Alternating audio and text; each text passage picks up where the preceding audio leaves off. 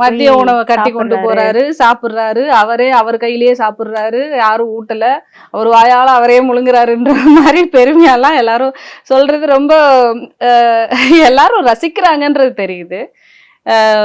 முதல்வரா விஜய் இருக்கிறத ரசிக்கிறாங்க மக்கள், யங்ஸ்டர்ஸ், குழந்தைகள் எல்லாருமே ரசிக்கிறாங்க. என் வீட்டில் என் குழந்தை கூட ரசிக்க தான் செய்யுது.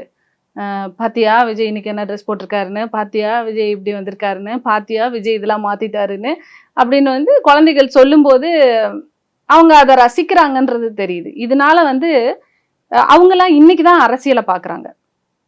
அரசியல்வாதினா அவங்களுக்கு யாருன்னே தெரியாது. இந்த தொகுதியில் இவர் தான் அரசியல்வாதி, இவர் தான் இந்த தொகுதி எம்எல்ஏ. எம்எல்ஏனா என்னன்னு கேட்பாங்க. எம்எல்ஏனா என்னன்னு தெரியாது அவங்களுக்கு. ஆனா இவர் அரசியல்வாதினா அதெல்லாம் எதுக்கு, அவங்களாம் யாரு அப்படி கேட்குறவங்களுக்கு எல்லாருக்குமே இன்னைக்கு அரசியல்னா டிவிகே, அரசியல்வாதினா விஜய்,